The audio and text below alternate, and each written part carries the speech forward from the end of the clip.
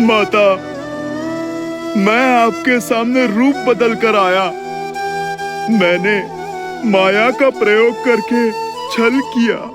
मैया, आप मुझे क्षमा कीजिए, पर आपका दर्शन करना, आपसे भेंट करने का सौभाग्य छोड़ नहीं सका ये हनुमान। माता, मैं आपको बता नहीं सकता, इतने वर्षों आपसे विछोह, आपको ना देख पाने का दुख मेरे हृदय को कैसे छलता रहा। माता,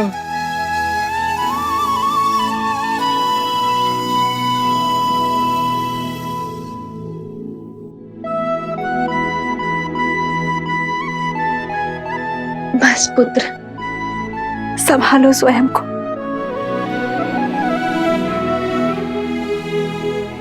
माता, आप मुझे क्षमा कर दीजिए। आपके समक्ष आया तो भी माया के आवरण में लिपटकर, रूप बदलकर। माता, नहीं पुत्र, क्षमा मत मांगो। बताओ, कैसे हो तुम? कैसी है मेरी अयोध्या, मेरे श्री राम? माता के बिना भला ये संतान कैसी होगी? महारानी के ममतामय आंचल के बिना प्रजा भला कैसी होगी? हृदय में बिरहा की पीड़ा लिए प्रभु श्री राम कैसे होगे मैया? महलों में जन्मी, महलों में ब्याही, महलों को छोड़कर इन वनों में रह रही मेरी मैया पहले मुझसे मेरी कुशल चीन पूछ रही है। इतनी ममता केवल आप में ही हो सकती है माता। क्षण क्षण प्रभु से विरह का दुख झेल कर भी कभी किसी को आपने अपना सत्य पता नहीं लगने दिया। माता, आप धन्य हैं माता, आप तो धन्य हैं। नहीं पुत्र, किस विरह और किस पीड़ा की बात कर रहे हो तुम?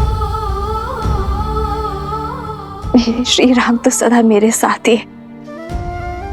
आओ, तुम्हें भी उनके दर्शन करवाती हूँ।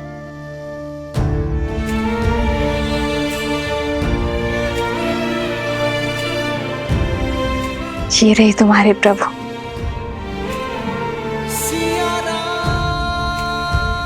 सदा मेरे साथ,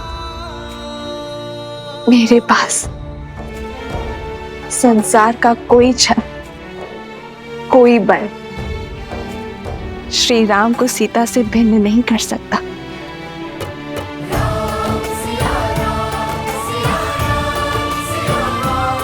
जय सिया राम।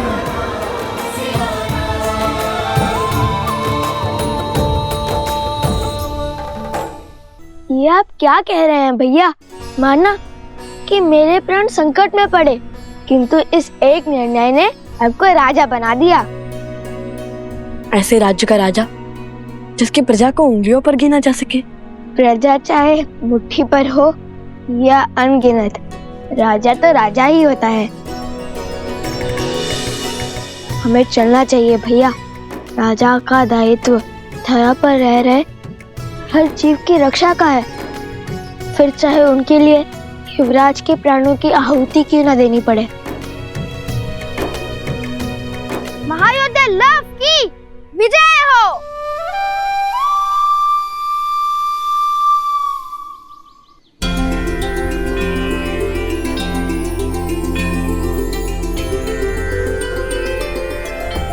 मैं वचन देता हूँ ऋषिवर, मेरे भ्राता लव उस धारा के हर अधर्मी का संहार करेंगे। प्रण पूर्ति का आशीर्वाद दीजिए। लोभना मृतकों का नगर है, वहां कोई भी जीवित नहीं मिलेगा तुम्हें।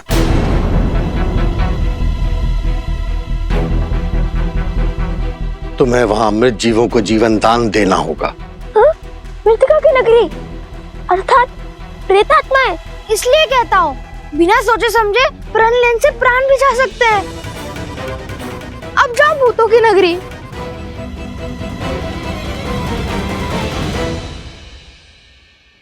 माता कहती है कि ऋषि मुनियों के हर आदेश में कोई ना कोई कारण अवश्य होता है जो ना हम सोच सकते हैं और ना ही समझ सकते हैं। जैसे ऋषि विश्वामित्र श्री राम को लेकर गए थे ताड़का के वध के लिए, किंतु लौटे श्री राम और माता सीता को एक करके, वैसे ही यदि आपने हमारे लिए ये पथ चुना है तो उसके पीछे अवश्य कोई उद्देश्य होगा। हमें सफलता का आशीर्वाद दीजिए ऋषिवर। विजयी भाव।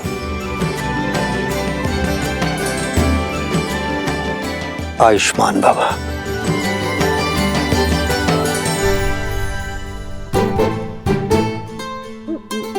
अरे सोमकन, बैठ क्यों गए?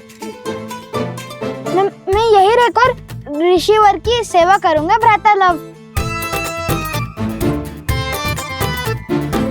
नहीं, मैं नहीं आऊंगा। मैं ऋषिवर की सेवा करूंगा। नहीं जाना मुझे। नहीं नहीं नहीं नहीं नहीं, मुझे हर एक संतों की सेवा करनी है। ये घटना ने कैसा मोड़ ले लिया जब लव कुश लक्ष्मण जी और उनकी सेना के समक्ष आने वाले थे, तब ऋषि अगस्त ने भेज क्यों दिया? क्योंकि नियति हमारी इच्छा से नहीं, अपने नियत समय से चलती है प्रिय गणेश। युग चाहे जो भी हो, महर्षियों और मुनियों ने नियति के निर्णय को गति देने का कार्य सदैव किया है। जैसे वर्षों पूर्व ऋषि अगस्त्य ने श्री राम और लक्ष्मण की जीवन यात्रा को आकार देने का कार्य किया था। किंतु लवकुश के इस उद्देश्य में इस अवरोध का क्या कारण है महादेव? क्या उन्हें और सज्ज होने की आवश्यकता है? रघुवंश का भविष्य बनने के लिए, अयोध्या का कल बनने के लिए, श्री राम के पुत्र लव और कुश बनने के लिए अभी इन दोनों को जीवन के और कई युद्ध लड़ना शेष है। और लक्ष्मण का क्या? वो तो प्रसेनी गांव पहुंचने वाले हैं। क्या वो शत्रुघ्न को खोज पाएंगे?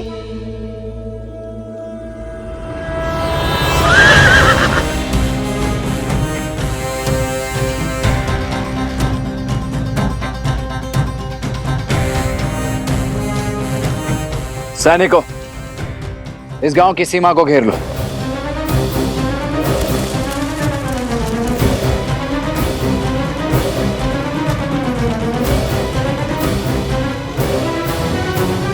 कौशल की भूमि पर अयोध्या के ध्वज के स्थान पर यह चिन्ह लगाने का दुस्साहस किसने किया है?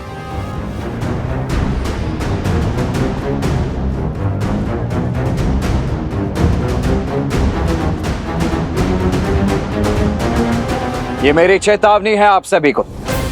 उन दोनों ऋषि कुमारों और उनके साथ आए अश्व को हमें अर्थात राजा राम के प्रतिनिधि लक्ष्मण को सौंप दीजिए।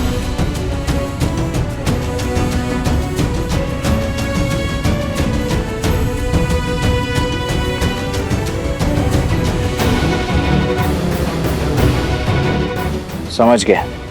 विरोध की आंधी विवेक को उड़ा ले गई। आप सभी पीछे हट जाइए, अन्यथा विवश होकर मुझे आप सभी को बंदी बनाना होगा।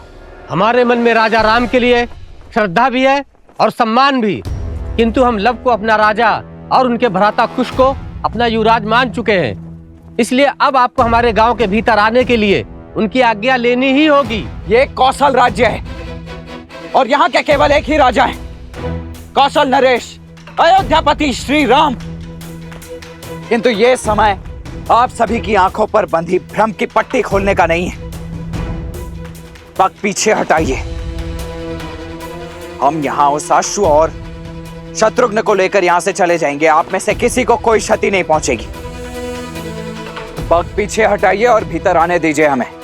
क्षमा करें महाराज की अनुमति के बिना आप भीतर नहीं जा सकते।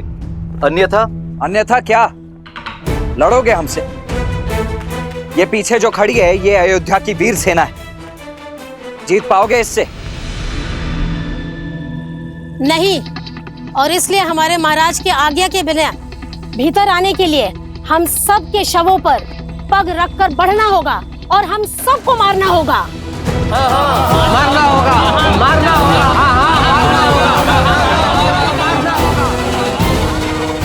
आइए रंगिए अपनी तलवार को हम निर्दोषों के रक्त से।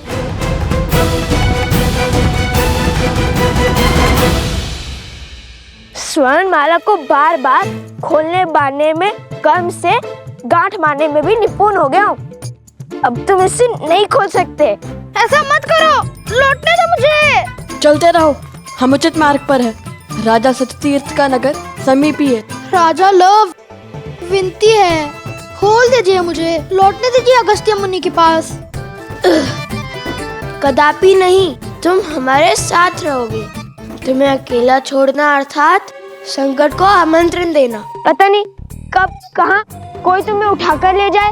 एक बार वो रक्तकेतु आ गया और एक बार स्वयं ही उस असुर की माया से बेसुध हो गए। संकट का निमंत्रण मैं नहीं, तुम हो तुम।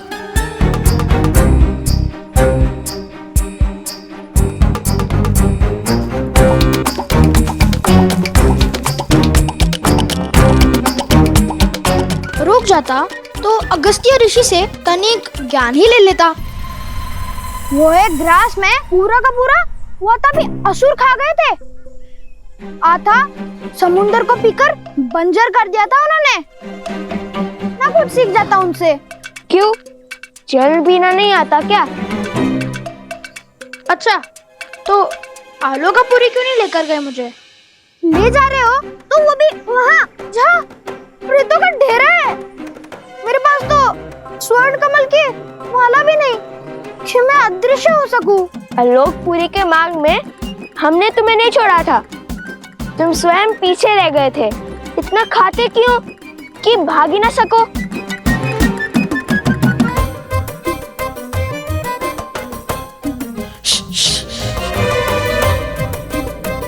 शांत रहो, वो देखो।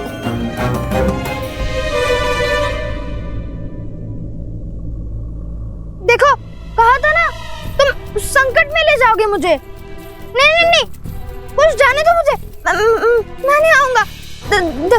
देखो, तुम तो योद्धा हो, मैं तो साधारण सा बालक हूँ ना। देखो देखो, छोड़ दो मुझे, भाग सकता हूँ, लड़ नहीं सकता। चलो चलो, नहीं, कुछ नहीं होगा, कुछ नहीं होगा तुम्हें।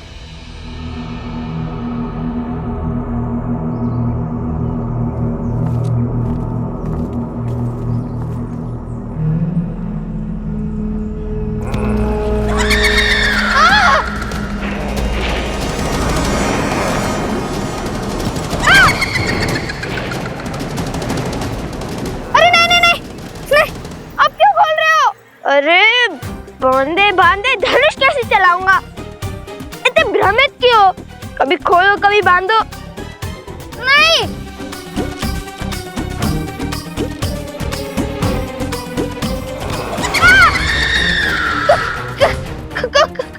जो भयभीत होते हैं उन्हें प्रेत सबसे पहले प्रहार करते हैं।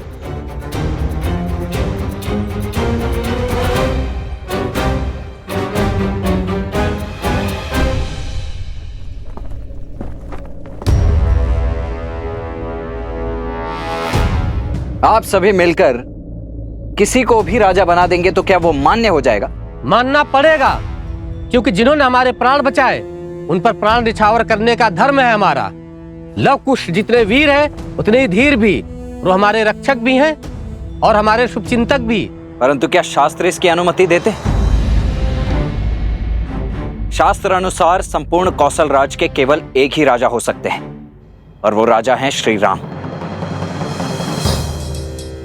शास्त्रों की अनुमति से ही ये निर्णय लिया है हमने। परिस्थिति के अनुसार विशेष पूजा करके कुछ समय के लिए अपना राजा बदल सकते हैं और इनका राज्याभिषेक तो स्वयं ऋषिवर हरित ने किया है। इसलिए आने वाली पूर्णिमा तक लव ही हमारे महाराज रहेंगे। हाँ हाँ, लव और कुश ने असुरों को मारकर हम सबको घोर विपदा से बचाया है। रघुकुल ने रक्त बहाया है इस धरा के लिए और आज इसी धरा की प्रजा अपने ही राजा के आदेश की अवहेलना कर रही।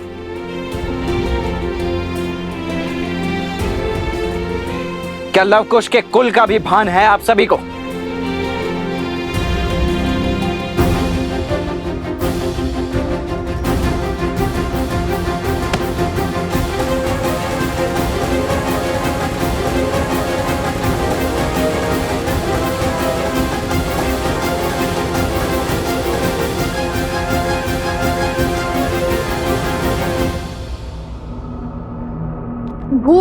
की नगरी, यही स्थान मिला था ऋषि अगस्त्य को।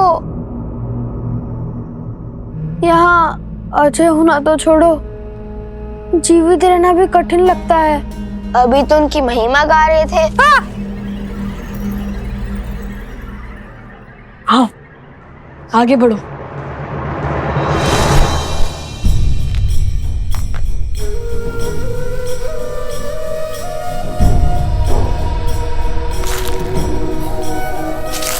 भैया सावधान।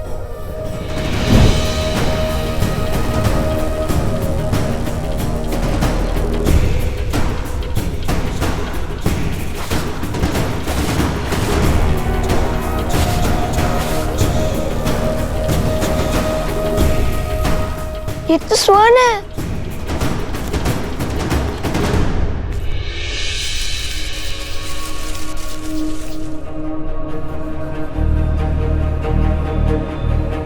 और ये भी। भैया ये स्थान स्वर्ण से बना है, कहीं हम लंका तो नहीं पहुंच गए? अच्छा, तो अभी तक कितने सागर पार किए हैं तुमने?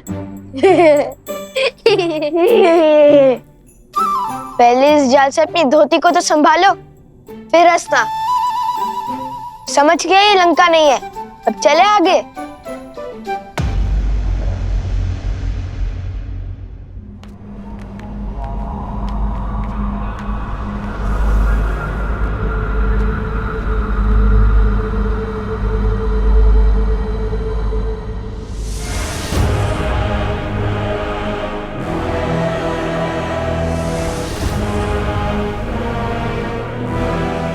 यहाँ तो सन्नाटा है, जीवन का कोई चिन्ह नहीं है, हर ओर धूल है। झील का जल कैसे काला पड़ गया है। स्वर्ण की नगरी जो अब भक्तों की नगरी हो गई है।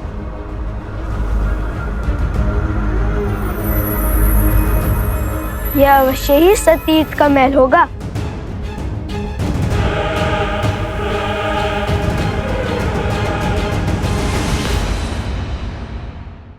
वो देखो, कोई है वहाँ। भेष से तो ब्राह्मण देव लगते हैं। हाँ, कदाचित मार्ग भटक गए होंगे। सोम, तुम जाकर उनसे पूछो, हम महल की ओर जाते हैं। अति उत्तम। अब दोनों जाइए महल, उन भूतों के राजा और सैनिकों के पास। मैं इन भद्रा पुरुषों की रक्षा करता हूँ।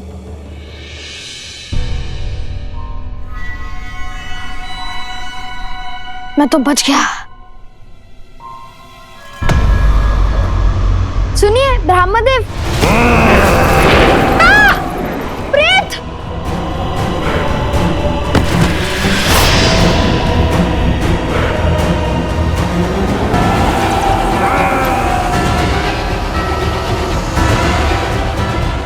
सोम,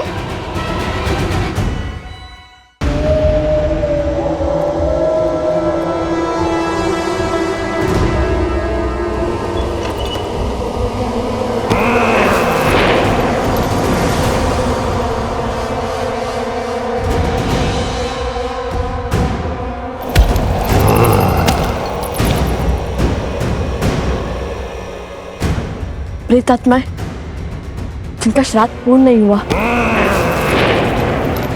कैसे पता भैया? उनकी शिखाओं को देखो।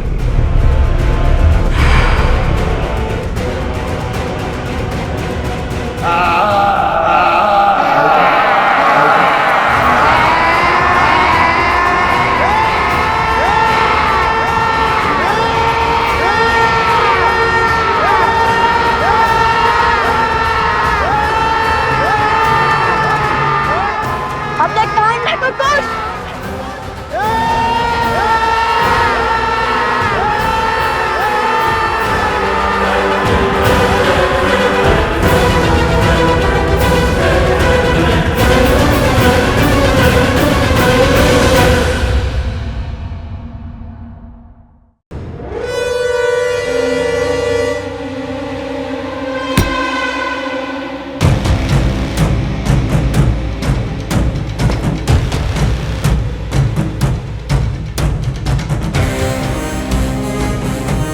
ये सब क्या हो रहा है? विद्रोह की तैयारी।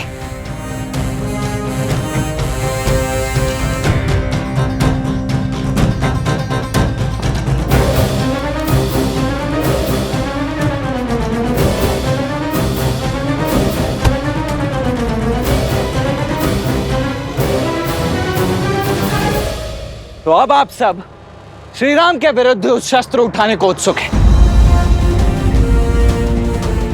क्या यही है श्री राम और अयोध्या के प्रति आपका सम्मान?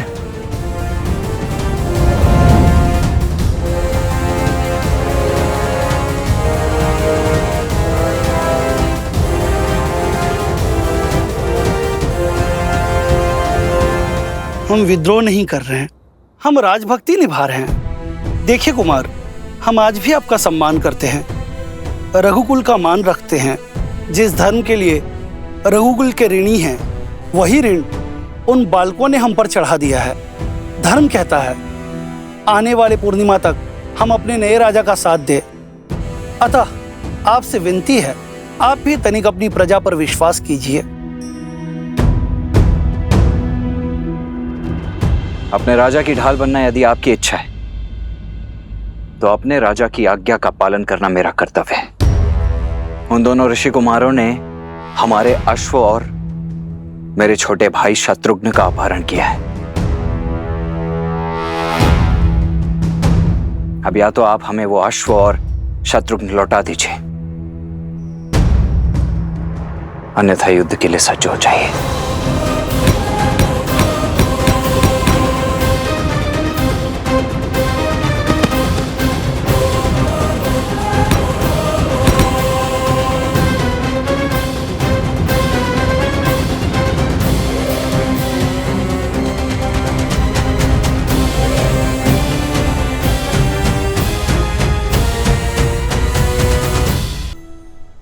हमने आपसे पहले भी कहा था, महाराज और युवराज यहाँ नहीं है, वे किसी उद्देश्य पूर्ति हेतु बाहर गए हैं। यदि आप उनके बिना भीतर आना चाहते हैं तो आपको हमें मृत्यु के घाट उतारना होगा और इस गांव को मरघट बनाना होगा, भूत प्रेतों का नगर बनाना होगा।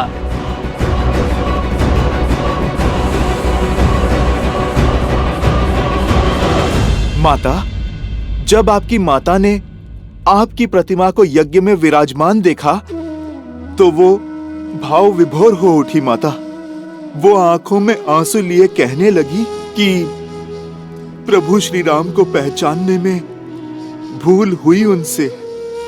प्रभु श्री राम को जिसने नहीं जाना उसने कुछ नहीं जाना। माता, ये बात तो उचित कही उन्होंने। माता, शीघ्र ही अयोध्या आपको पुनः पाने का सौभाग्य पाएगी माता।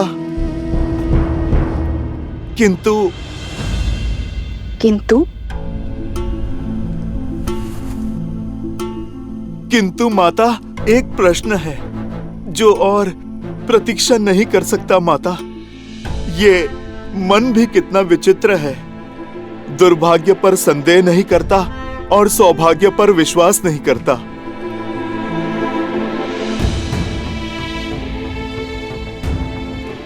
पुत्र का अधिकार है कि मन में उठ रहे हर संशय अपनी माता के सामने रखे। बताओ पुत्र, क्या शंका है तुम्हें? माता, मेरा मन सत्य जान चुका है, किंतु ये सब कुछ आपके मुख से सुनना चाहता है। माता, क्या कुमार लव और कुश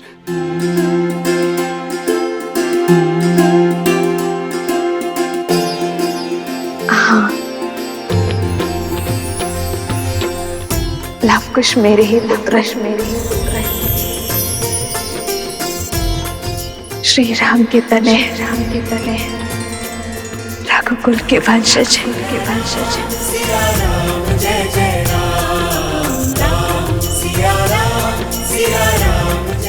माता, मैं जानता था, मेरा मन झूठ नहीं कह सकता। माता, वो दोनों मेरी माता के पुत्र हैं, मेरे छोटे भाई हैं, मेरे छोटे भाई हैं। माता, मेरे छोटे भाई हैं। लवकुश मेरे छोटे भाई हैं। माता, हनुमान, इतनी आयु में भी बचपना। अब माता के सामने तो ये पुत्र बच्चा ही रहेगा ना माता। और फिर माता, बात भी तो ऐसी ही है। मैंने तो लवकुश को देखते ही उनमें आपकी और प्रभु की छवि पाली थी। माता, उनकी कला, उनका तेज, उनका शौर्य बिल्कुल प्रभु की भांति है।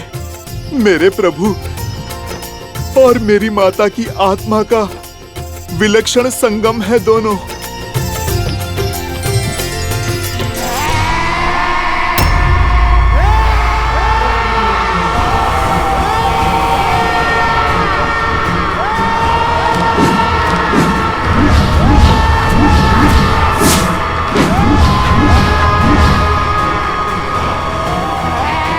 मैं इनके सामने अधिक देर तक नहीं टिक पाऊंगा कुश। इनकी चीखों के सामने मेरी सुध खो रही है।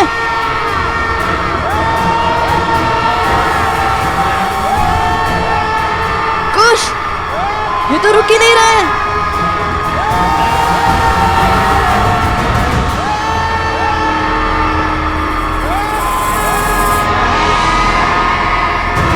दिव्यास्त्र का उपयोग कीजिए भैया।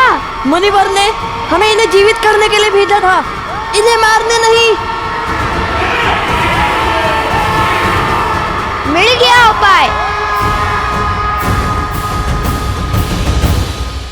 हनुमान, संभालो स्वयं को। माता मैं क्या करूं? मन उल्लास के सागर में गोते खा रहा है। उन्हें यहाँ वन में नहीं, वहां महलों में होना चाहिए। राजकुमारों के भांति जीना चाहिए माता। समर्पण से बोए और प्रेम से सींचे दाम्पत्य को खंडित करने का साहस कहां से लाती है नियति? क्या मैं अयोध्या के कल को आज उनके पिता के सम्मुख नहीं ले जा सकता माता? क्या प्रभु और आपके पग में पड़ी वियोग की बेड़ियों को मैं नहीं काट सकता माता? हनुमान, जब मेरा तप पूर्ण होगा तो मेरे प्रभु श्री राम मुझे और मेरे पुत्र को ढूंढने अवश्य आएंगे। भगवान वाल्मीकि और अन्य मुनिवर लवकुश को जिस पथ पर भेज रहे हैं वो तप का ही पथ है हनुमान। और तुम तो बल और बुद्धि दोनों के ही स्वामी हो हनुमान। तुम्हें कुछ समझाने या बताने की आवश्यकता नहीं है। जो उचित लगे वो करो। जब लवकुश का जन्म हुआ था तो शत्रुघ्न भैया यहाँ आए थे। तब मैंने उनसे कहा था, सूर्यवंश के इन सूर्य का तेज अयोध्या तक नहीं पहुंचना चाहिए। आप किसी से कुछ नहीं कहेंगे भैया, किंतु तुम्हें कोई आज्ञा, कोई आदेश नहीं दूंगी, क्योंकि मेरे पुत्र हनुमान का निर्णय अनुचित हो ही नहीं सकता। माता, आपने मुझे डाल दिया ना धर्म संकट में। मेरा मन कहता है कि अभी प्रभु को सब सत्य बता दूं, किंतु धर्म तपस्या भंग करने का मैं अपराध नहीं करना चाहता माता।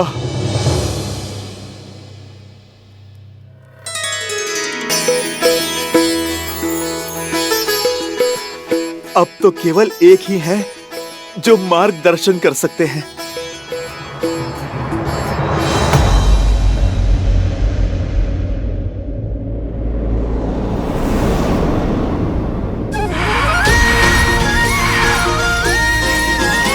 किंतु तुम्हें कैसे ज्ञात हुआ कि उनकी शिखा बांधने से वे शांत हो जाएंगे? इतना भी अज्ञानी नहीं हूँ मैं भैया। भूल गए भैया बालपन में जब बालपन? अरे अर्थात जब और भी छोटा था, तब यज्ञोपवीत संस्कार के समय मैंने उपहास में सूंघकर उनकी शिखा खोल दी थी। तब माता ने बताया था, शिखा ऊर्जा को शीश चक्र को चारों ओर केंद्रित करती है, व्यक्ति को उच्च चेतना और दिव्य ऊर्जा से जोड़ती है।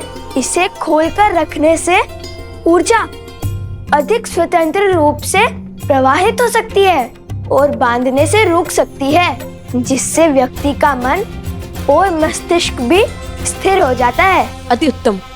चलो, कुछ तो पाठ स्मरण है तुम्हें।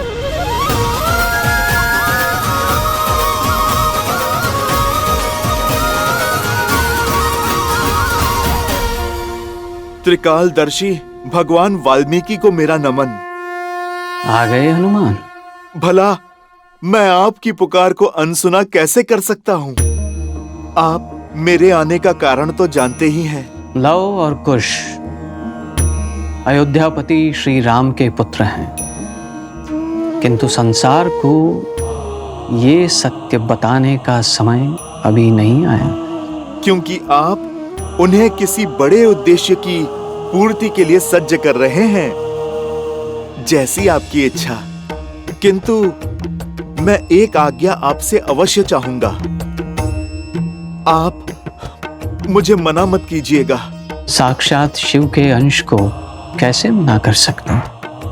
यदि तुम्हारे मन में कोई इच्छा जागृत हुई है तो वो सर्वथा आवश्यक ही होगी। बोलो, क्या चाहते हो?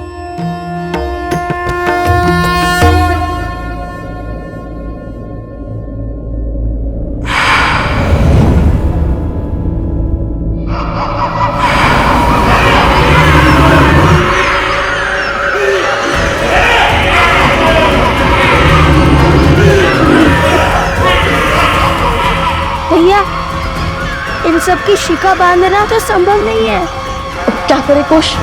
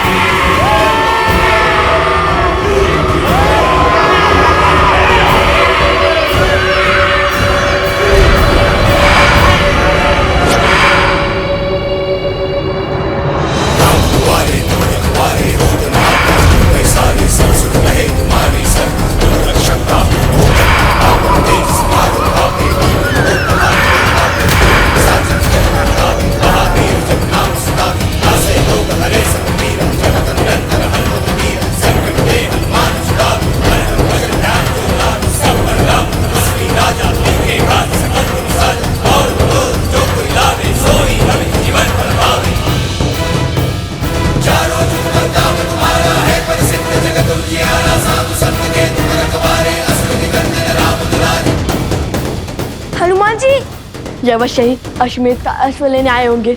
भागो कुश। अरे ऋषि कुमारो, रुकिए।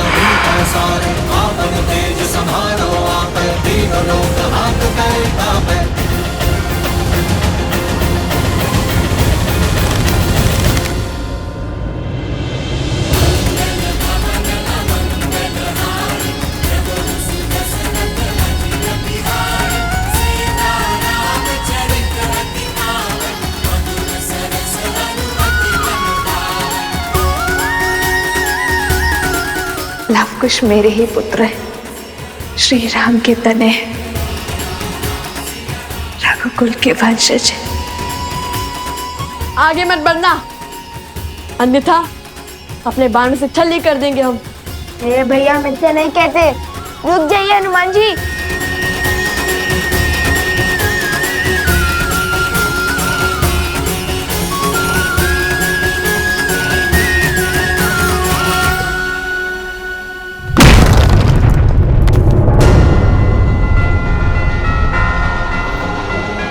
भैया, अवश्य ही इनकी कोई योजना होगी अश्व ले जाने की।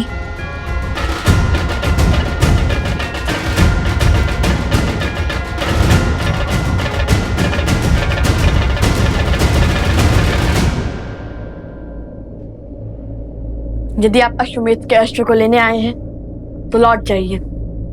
उसे ढूंढने में अपना समय व्यर्थ मत कीजिए। उचित कहा भैया।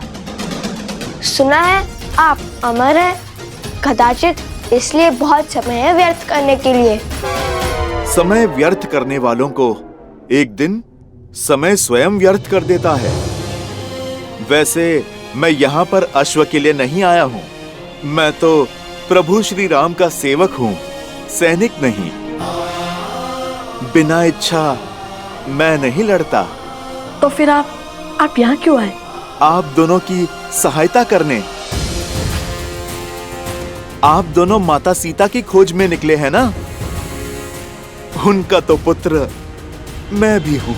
आप दोनों का हाथ बटा दूं? तो श्री राम को हरा कर हमारे प्रश्नों का उत्तर देने के लिए बाध्य करेंगे, उनका साथ छोड़कर हमारा हाथ थामेंगे, प्रभु की सेवा से मुंह मोड़ेंगे। जब आप दोनों प्रभु श्री राम के समक्ष खड़े होंगे, मैं वचन देता हूँ, तब ना तो किसी का साथ दूंगा और ना ही हाथ थामूंगा। प्रभु राम की सेवा हो या फिर माता सीता की सेवा, वो दोनों एक ही तो हैं मेरे लिए। ठीक है, आप हमारे साथ आ सकते हैं। पहले बताइए, इस सहायता के बदले में क्या चाहिए आपको?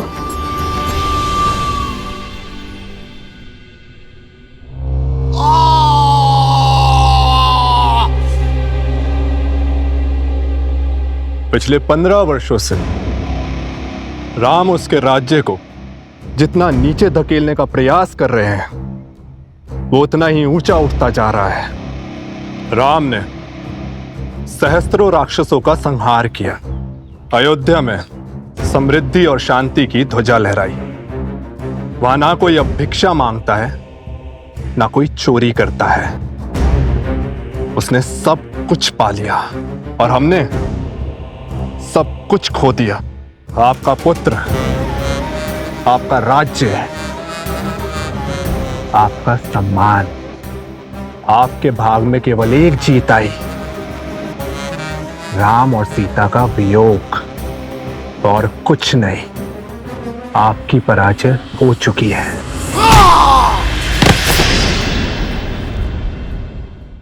माना कि मेरे प्रयास विफल हुए, किंतु जब तक अयोध्या में एक भी जीव के मन में अधर्म का वास है, धर्म कभी पूरी बात नहीं जीत सकता।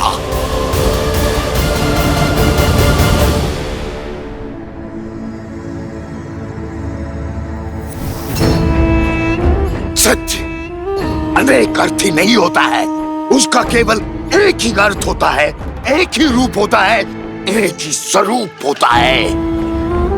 जबकि मिथ्या शास्त्र मुखोटे लेके घूमता है। दूध में दही की एक बूंद की बाती होता है। पहले पहले तो कुछ नहीं बदलता, किंतु फिर सत्य का स्वरूप भी बदल देता है। अगली चाल क्या होगी महाराज? अश्व। लव कुश ने उसे यही कहीं छुपाया होगा। मार डालो उसे। लक्ष्मण को वो अश्व जीवित नहीं मिलना चाहिए। अश्व मरा तो राम कभी उन बालकों को क्षमा नहीं करेगा। उनका अंत होगा और तब हम उनका सत्य संसार के सामने लाएंगे। सीता इस विश्वासघात को कभी नहीं सह पाएगी। पति से वियोग का विष तो पी गई, किंतु पुत्रों की मृत्यु का दंश नहीं सह पाएंगे और सीता की मृत्यु राम के अंत का कारण बनेगी।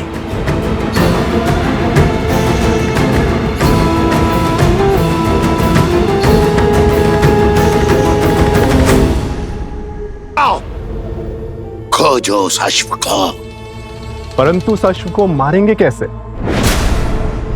उसे तो देवताओं का संरक्षण प्राप्त है।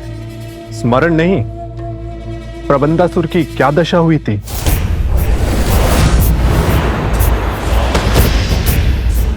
उसका भी उपाय शीघ्र खोज लूंगा मैं। तुम जाओ और लक्ष्मण से पहले उस आशु को खोजो। जाओ।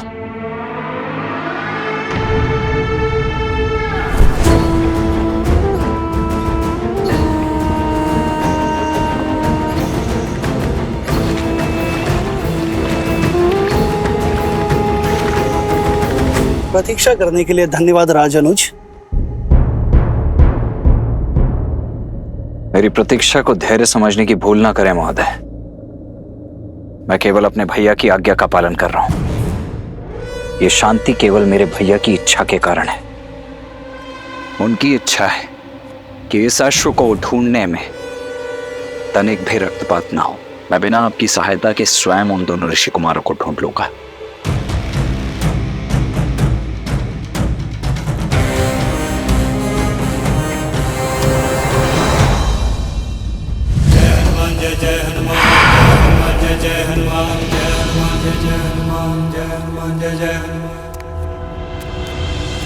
दुर्गम काज जगत के जेते, सुगम अनुग्रह तुम्हारे तेते। इस सहायता के बदले में क्या चाहिए आपको? और अब उत्तर भी दीजिए। हनुमान जी, अति उत्तम। इनकी गोद में 100% सुरक्षित हो। जय सिया राम। अरे ये बालक तो जाग रहा है। किंतु आपने हमें बताया नहीं कि सहायता के एवज में आपको क्या चाहिए। क्या आप दोनों ने वो गीत गाना छोड़ दिया? क्या? राम कथा।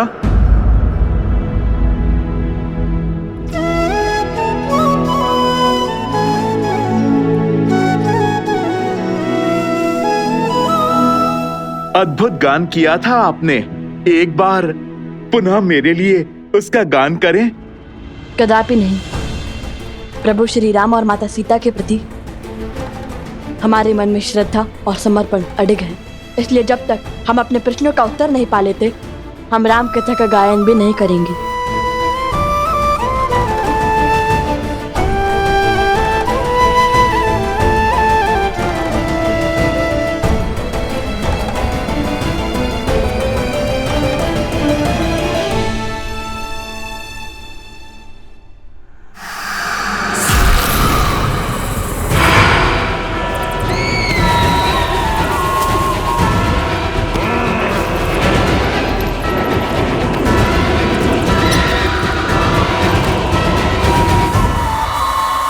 हम प्रश्न करना चाहते हैं उनसे, और ये प्रश्न केवल उनसे नहीं हो सकता, तो चल पड़े माता सीता को खोजने। अब ये खोज शीघ्र पूर्ण होगी। तो राम कथा का गान भी तभी होगा। अद्भुत आनंद आ रहा है। हनुमान जी ने मुझे अपने शीश पर उठा रखा है। आनंद, परम आनंद। हाँ, हनुमान जी, नहीं नहीं, नीचे मत रखो। आनंद आ रहा था।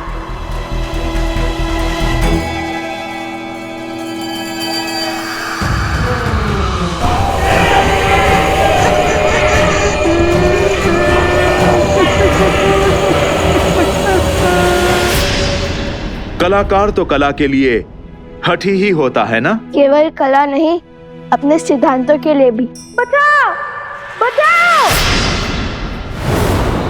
बचाओ, बचाओ, बचाओ, बचाओ।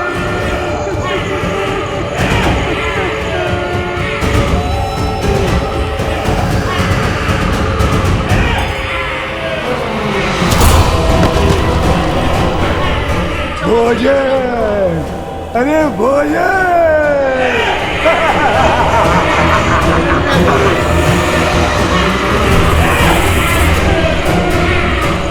बचाओ, नहीं, नहीं।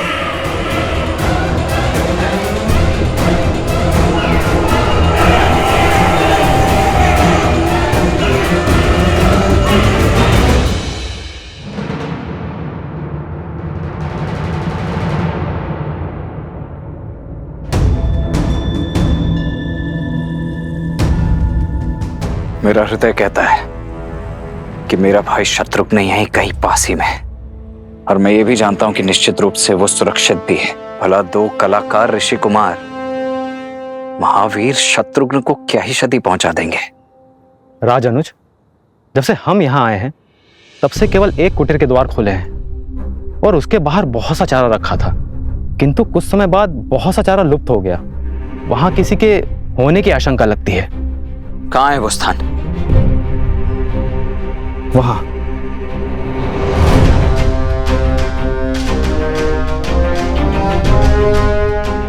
ये इतना सारा चारा गौ अथवा किसी अश्व के लिए ही होता है। भैया का आदेश ना होता तो मैं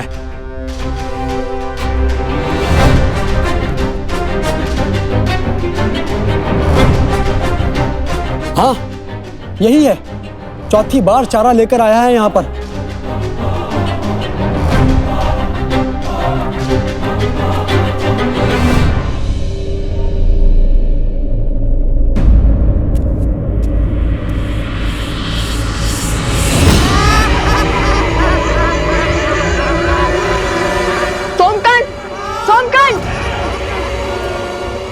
हनुमान जी, आपको तो हमारी सहायता करनी थी ना। हमें कुछ करना होगा। नहीं, तुम्हारी रक्षा करने हेतु मैं बाध्य हूं। ये परीक्षा है मेरी, मुझे ही पूर्ण करने दो।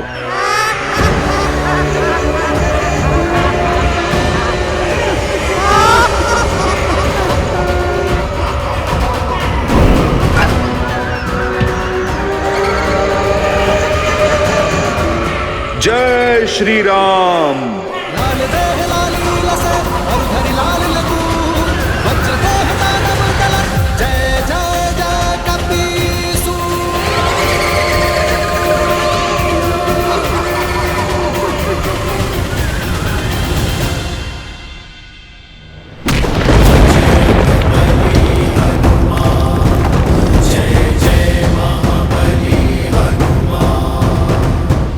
ये बालक मेरे साथ हैं।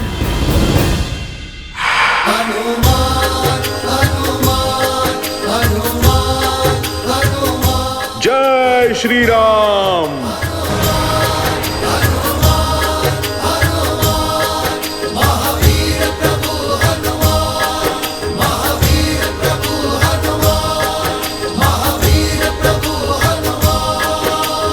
धन्यवाद हनुमान जी, आपने मुझे बचा लिया।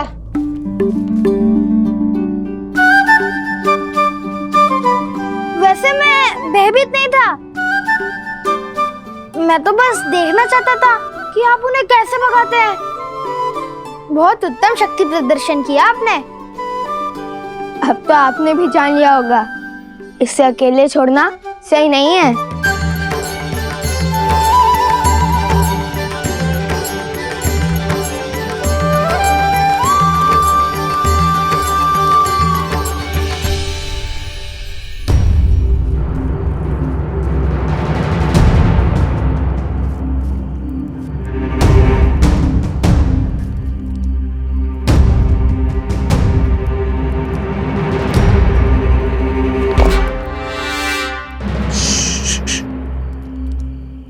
कोई भी ध्वनि नहीं होनी चाहिए।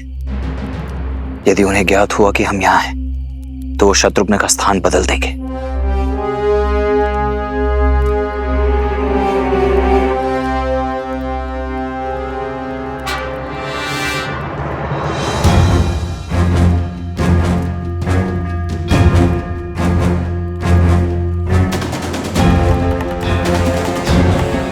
असंभव। अभी कुछ ही क्षणों पूर्व तो यहां इतनी सारी घास रखी हुई थी, अभी अभी समाप्त। यह निश्चित रूप से किसी अश्व का ही भोजन है, परंतु यहां कहीं कोई अश्व दिखाई क्यों नहीं दे रहा है? मित्र, ये अश्व को खोज रहे हैं या राजनु शत्रुघ्न को?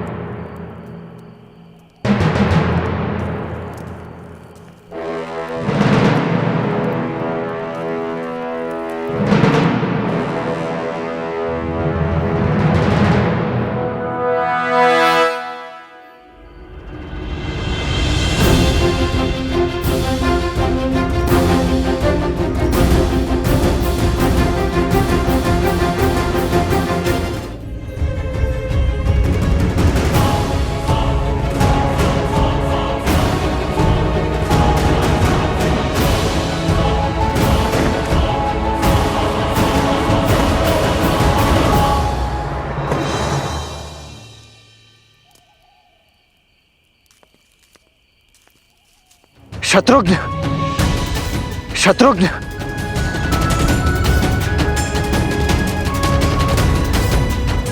शत्रुघ्न।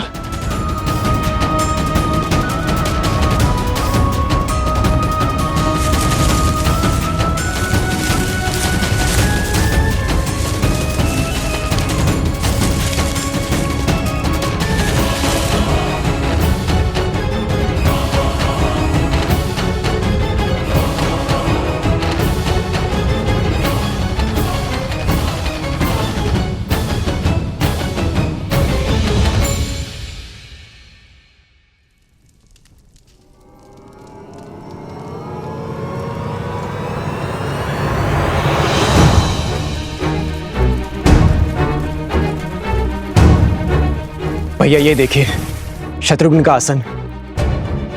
ये तो अवश्य अनिष्ट का प्रतीक है। किंतु ये सब हुआ कैसे भरत? संध्या के पश्चात जब सेवक दीपक बुझा रहे थे तब।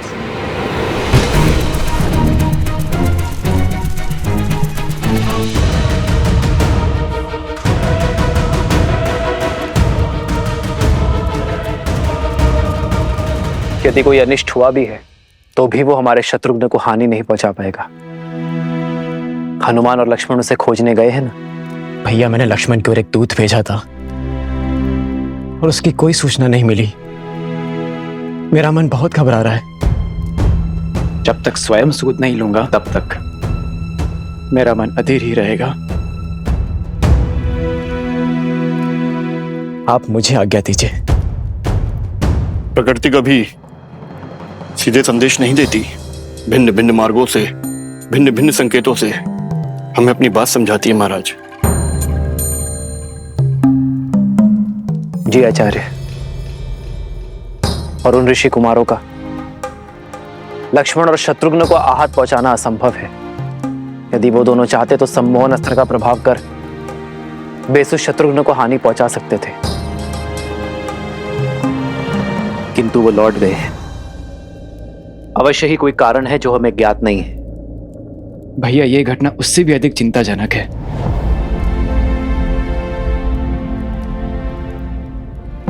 मैं नहीं चाहता मेरा अनुज चिंता में रहे।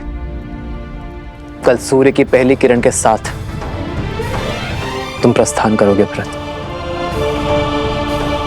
जो आज्ञा भैया।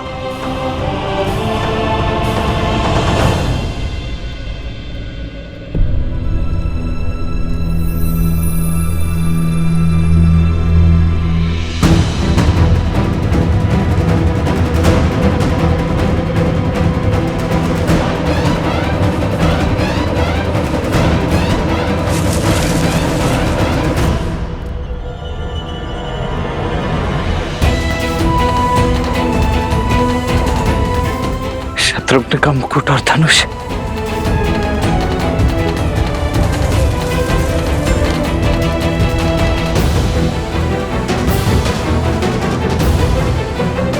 अर्थात मेरा संदेह सत्य ही है। शत्रुघ्न को उन दोनों ऋषि कुमारों ने ही छिपा है।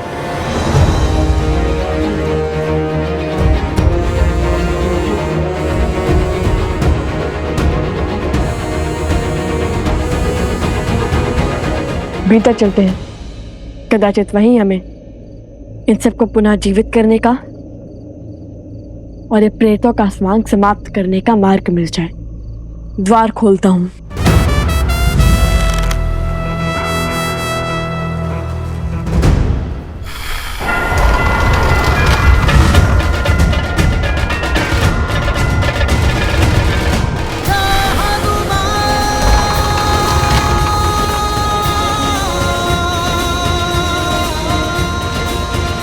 हनुमान जी, आपके बल से परिचित है हम, किंतु ये कार्य अगस्त्य ऋषि ने हमें सौंपा है, तो कृपया करके ये दायित्व हमें ही उठाने दें। मैंने तो केवल आपकी सहायता माता सीता को खोजने की कीजिए, हमारा मार्ग सरल बनाने में नहीं। जो आ गया ऋषि कुमार। आप द्वार के बाहर ही यहाँ पर अपनी दृष्टि रखिए। परंतु छोड़िए और यहाँ रुककर यहाँ की दृष्टि रखिए। ये हमारे राजा लव का आदेश है।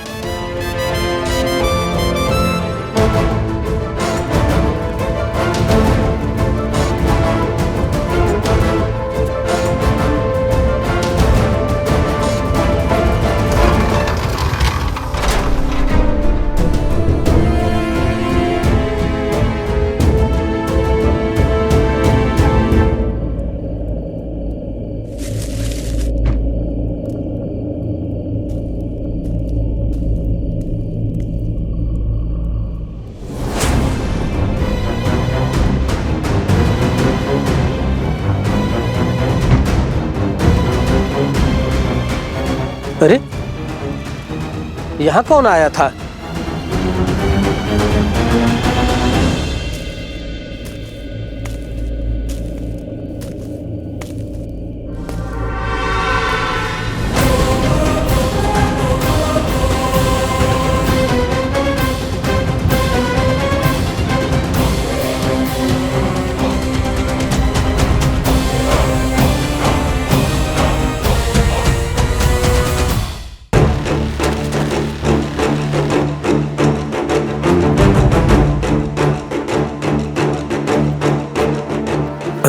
राजानुज, आप यहाँ कैसे?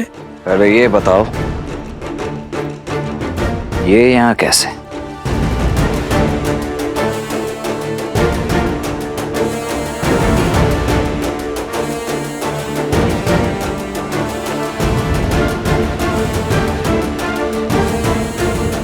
देखो, इतना तो मैं भली भांति समझ गया हूं कि मेरा भाई है यहीं कहीं, परंतु उसे छिपाया कहां गया है ये अब तुम बताओगे।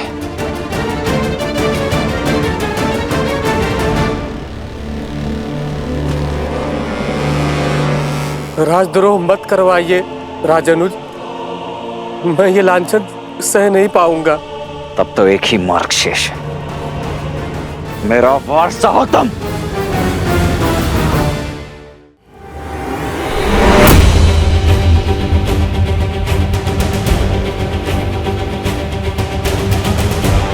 अब प्रश्न केवल अश्व का नहीं, मेरे भाई राजानुज शत्रुघ्न का भी है, इसलिए आप मेरे धैर्य की परीक्षा मत लो।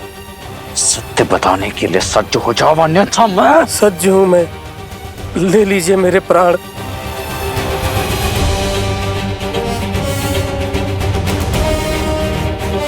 अच्छा लगा ये देखकर कि इक्ष्वाकु वंश ने जो धर्म का बीज कौशल राज में बोया था, वो अब राजभक्ति का घनघोर वृक्ष बन चुका है।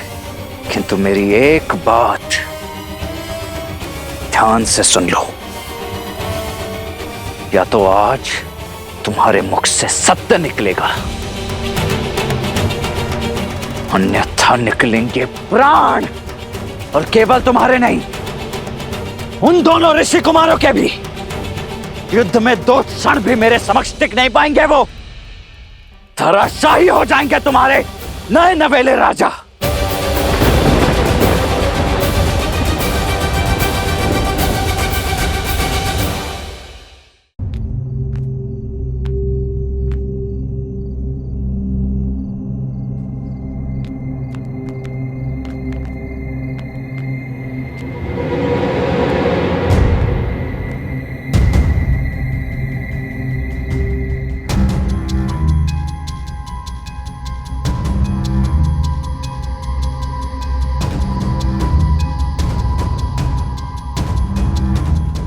भैया, यहाँ तो कोई नहीं है।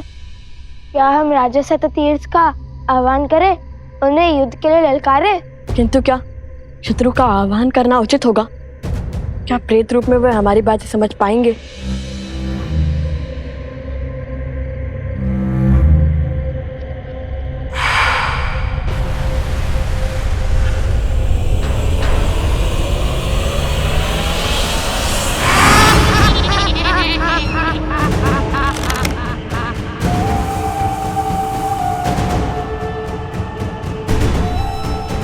भैया, अब तो प्रेत भी आ गए।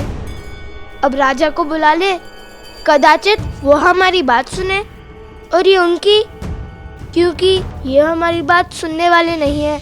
इन सब से बात करने से उचित है एक से ही बात करें। राजा शतदीप, हम लव कुश भगवान वाल्मीकि के शिष्य ऋषि अगस्त्य की आज्ञा से आपके राज्य में पुनः धर्म का प्रसार करने आए हैं। प्रेतों के संगार का मार्ग खोज लिया? अरे हम तो केवल दांव चल रहे हैं। तुम्हारे दांव में मेरे प्राणों के बीच क्यों फंसा रहे हो?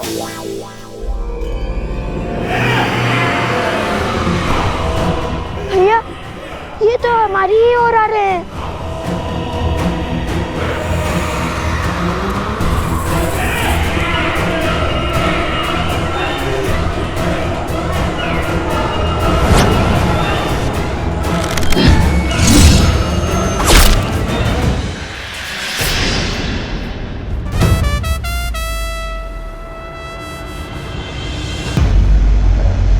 अरे प्रेत होकर प्रेतों से भयभीत हो रहे हो? अब हम इनकी भांति नहीं रहे। आपने हमारी शिका बांधकर हमें इनसे भिन्न कर दिया है। ये हमें भी मार डालेंगे। प्रेत कभी तृप्त नहीं होते, ये सदा और की लालसा करते हैं। आप हमारी शिका खोलकर हमें मुक्त कर दीजिए। कदापि नहीं।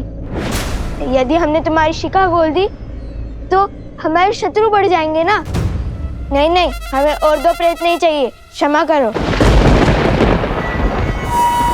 भैया अब क्या करें? ये तो हमारे निकट आ रहे हैं।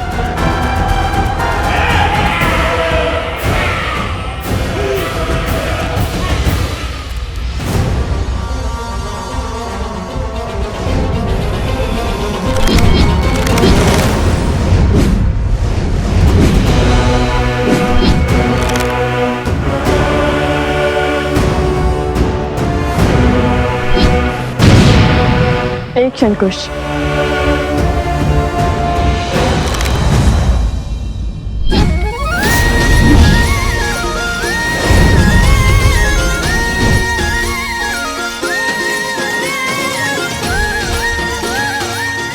हर राजा का कर्तव्य होता है अपनी प्रजा को तृप्त करना। तो राजा सततीर्थ को भी उनकी प्रजा की चिंता तो होगी ही ना। राजा स्वामी नहीं, सेवक होता है। आइए हम सब साथ भोजन करेंगे। समझ गया भैया, आप आगे बढ़िए, मैं इन्हें रोकता हूँ।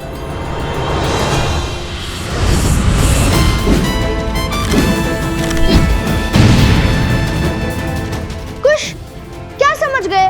वो प्रेतों के राजा ने आकर हम पर आक्रमण कर दिया तो हम कैसे बचेंगे? देखा जाएगा।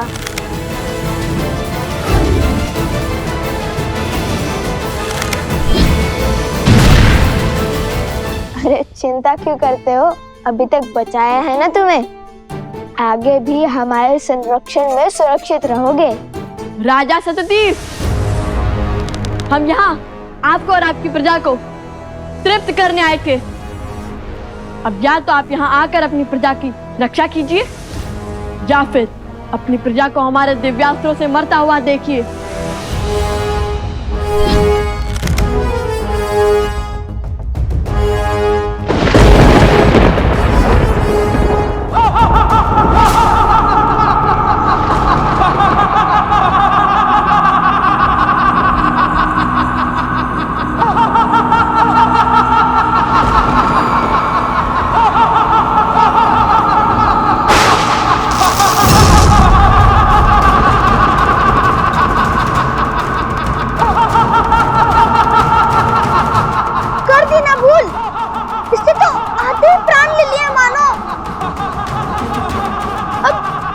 इसे अपने पक्ष में।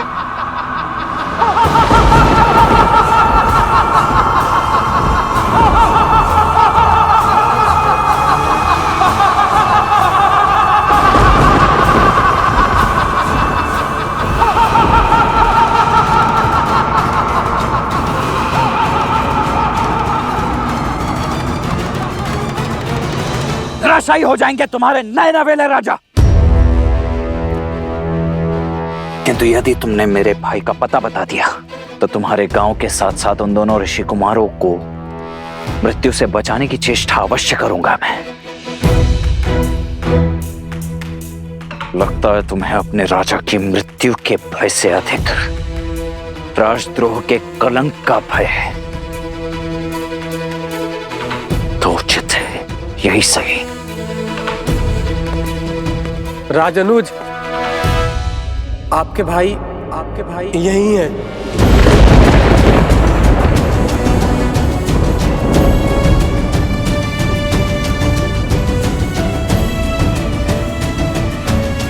आइए।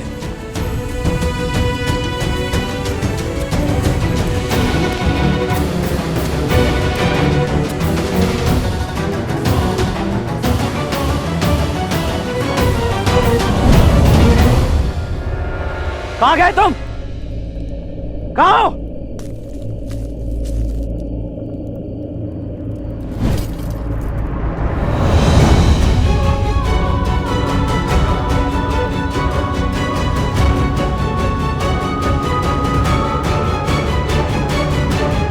शत्रुघ्न, शत्रुघ्न, शत्रुघ्न मेरे भाई, शत्रुघ्न उठो, नेत्र खोलो। देखो मैं आ गया हूं। क्या हुआ है तुम्हें शत्रुघ्न? क्या हुआ है? क्या हुआ है शत्रुघ्न को? शत्रुघ्न नेत्र खोलो, उठो, उठो शत्रुघ्न, शत्रुघ्न उठो मेरे भाई, उठो, नेत्र खोलो मेरे भाई, शत्रुघ्न।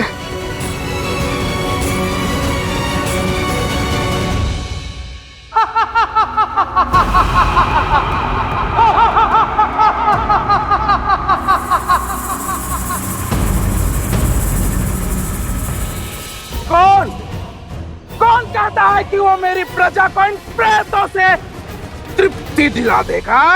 लवकुश, त्रिकालदर्शी भगवान वाल्मीकि के शिष्य और वन देवी के पुत्र।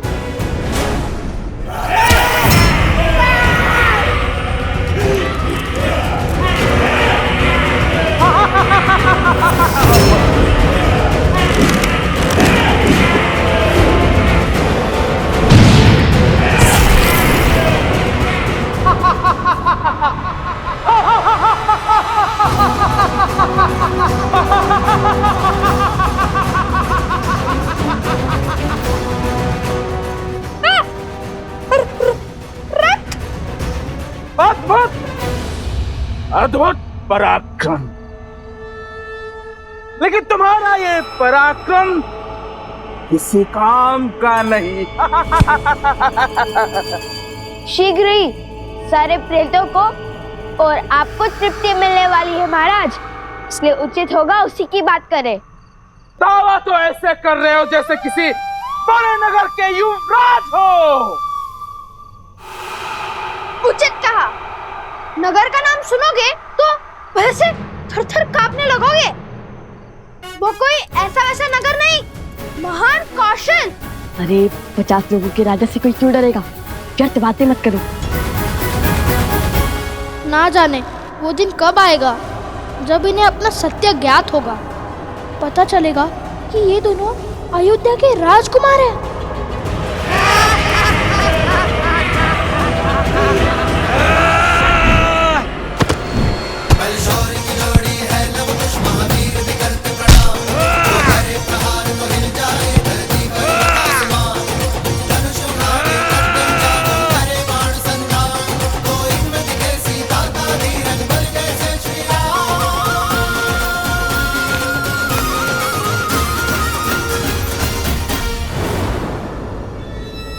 राजा सततीर्थ, अपने प्रेतों को रोकिए और हमें इनकी सहायता करने दीजिए।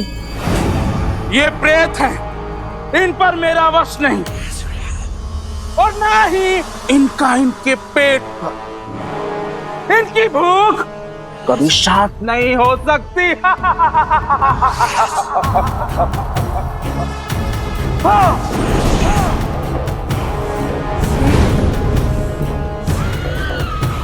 और ना ही मेरा। देखिए, कब तक आप ऐसे प्रेत बनकर फिरेंगे? हम आपकी सहायता करना चाहते हैं, हमें कोई मार्ग सुझाइए। कैसे आपकी स्वर्ण नगरी पर मृत्यु का शोक छाया, बताइए हमें। शीघ्र बताइए ना, आपको क्या हमें भी भूख लगी है?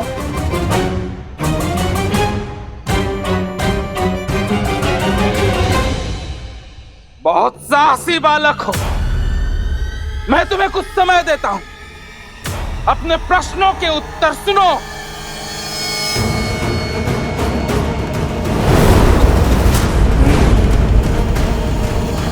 जब रावण ने कुबेर के राज्य पर आक्रमण किया, तब हमारे राज्य में सुख और समृद्धि चरम पर थी। फिर मेरे मित्र कुबेर मुझसे मदद मांगने आए, परंतु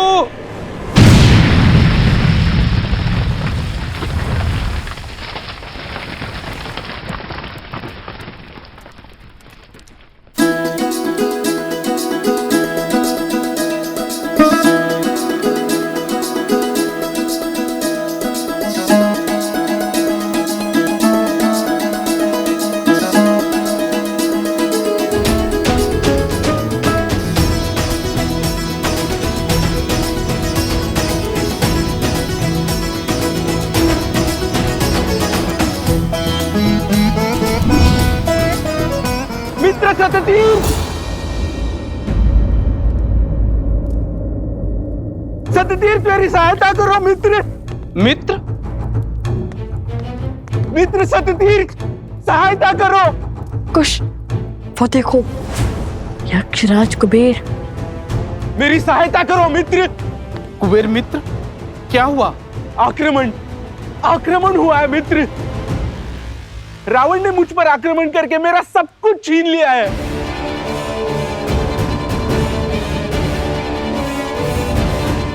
मैं द्वार द्वार भटका और सहायता की भिक्षा मांगी, किंतु मित्र मुझे खाली हाथ लौटना पड़ा। इसलिए अभी तुम्हारे पास आया हूं। रावण के विरुद्ध खड़े होने का सामर्थ्य किसी में नहीं है।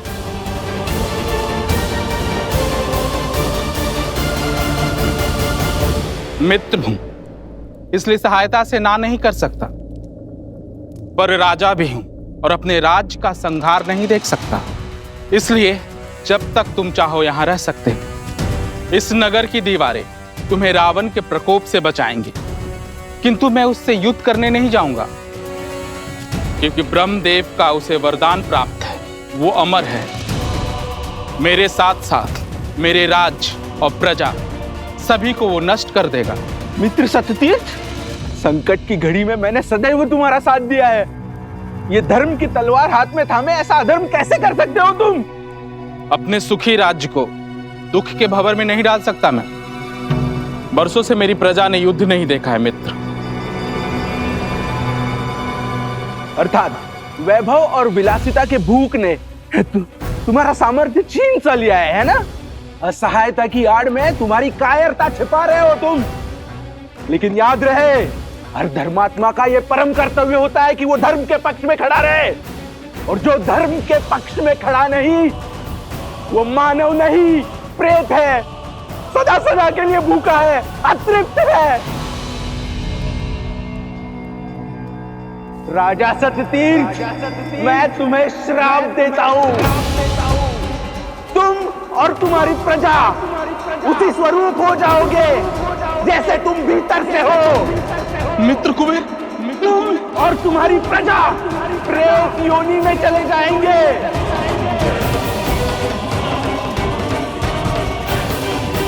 और तुम्हारा ये सुंदर नगर खंडहर में बदल जाएगा। ये मेरा श्राप है।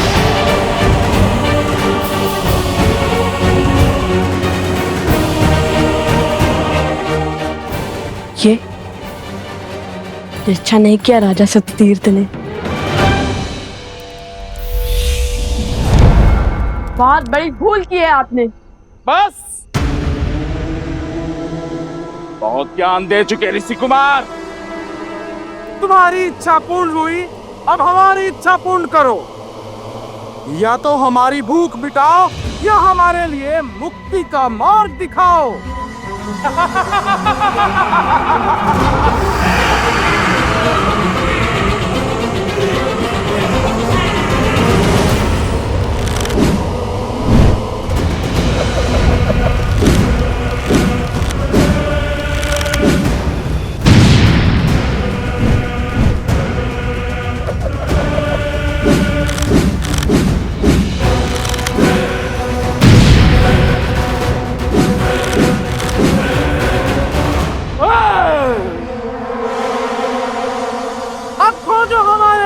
सदा सदा के लिए भूख तृप्त करने का मार्ग, अन्यथा हमारे प्रेत तुम्हें खा करके क्षण भर के लिए अपनी भूख मिटा लेंगे। मुझे अपने दिव्यास्त्र का प्रयोग करने पर विवश मत कीजिए राजन।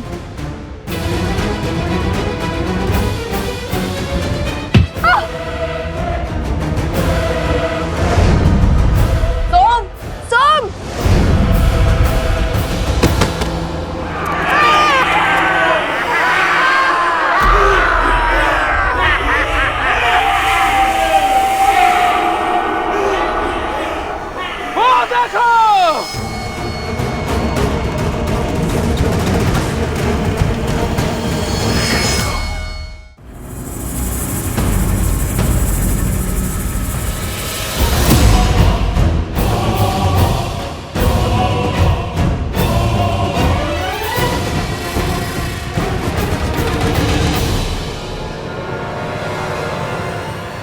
बतलाओ दिव्यास्त्र।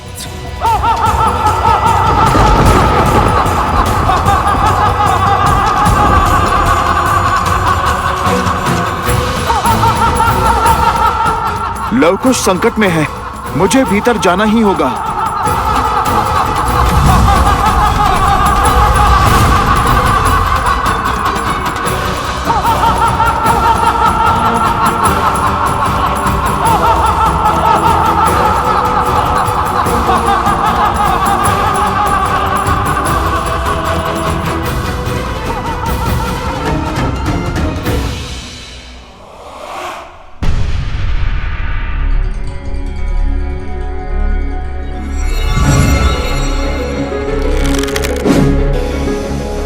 अरे, भीतर आने का इतना क्रूर दंड!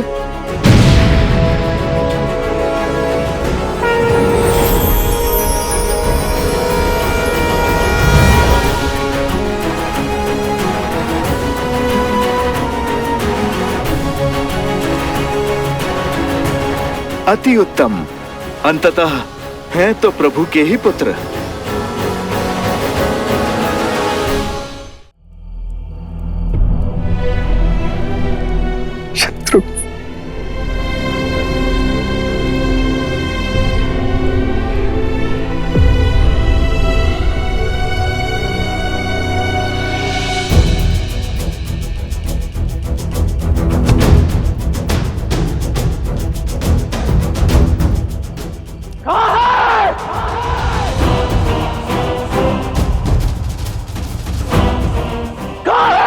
ऋषि कुमार, उत्तर दो!